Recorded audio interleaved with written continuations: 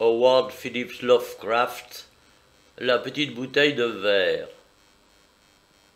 Mettez à la cape, il y a quelque chose qui flotte sous le vent. Celui qui parlait était un petit homme trapu du nom de William Jones. C'était le capitaine d'un petit misénier sur lequel lui et une partie de ses hommes naviguaient au moment où commence cette histoire. « Oui, capitaine, répondit John Towers, et le bateau fut mis en panne. Le capitaine tendit la main vers l'objet qu'il reconnaissait maintenant être une bouteille de verre. « Rien qu'une flasque de rhum que les hommes d'un bateau de passage ont jeté par-dessus bord, dit-il.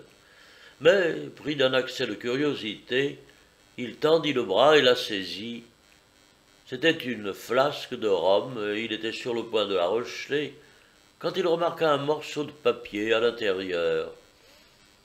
Il l'en sortit et il lut ce qui suit. 1er Jean 1864. Je suis John Jones, celui qui écrit cette lettre. Mon navire est en train de couler rapidement avec un trésor à son bord. Je suis où il y a la marque sur la carte jointe. Le capitaine Jones retourna la feuille, et l'autre côté était une carte. Dans la marge étaient écrits ces mots. Les lignes pointillées représentent la route que nous avons prise. « Towers, dit le capitaine Jones avec excitation, lisez ceci. » Towers fit comme on le lui ordonnait. « Mais je pense qu'on y gagnerait à y aller, dit le capitaine, et vous ?»« Comme vous dites, répondit Towers.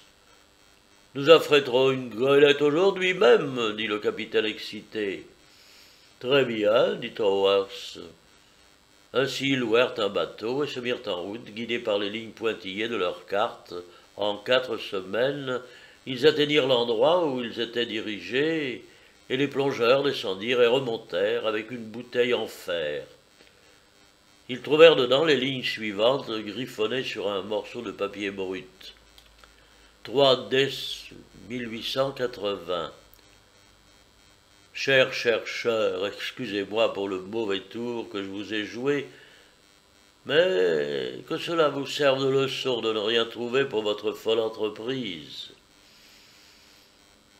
Eh bien oui, cela me servira de leçon, dit le capitaine Jones. Continuez. Cependant, je vous rembourserai vos dépenses pour l'aller et le retour depuis l'endroit où vous avez trouvé votre bouteille. Je pense que cela fera 25 000 $, aussi vous trouverez cette somme dans une boîte en fer. Je sais où vous avez trouvé la bouteille parce que j'ai mis cette bouteille ici et la boîte en fer, et ensuite j'ai trouvé un bon endroit pour placer la seconde bouteille en espérant que l'argent ci-joint remboursera vos dépenses. Je termine. Anonyme. J'aimerais lui casser la tête, dit le capitaine Jones. Alors un plongeur alla chercher les 25 000 $. Une minute après, le plongeur remonta, portant une boîte en fer. À l'intérieur, on trouva 25 000 $. Cela remboursa leurs dépenses, mais je doute fort qu'ils retourneront jamais à un endroit mystérieux, guidés par une bouteille mystérieuse.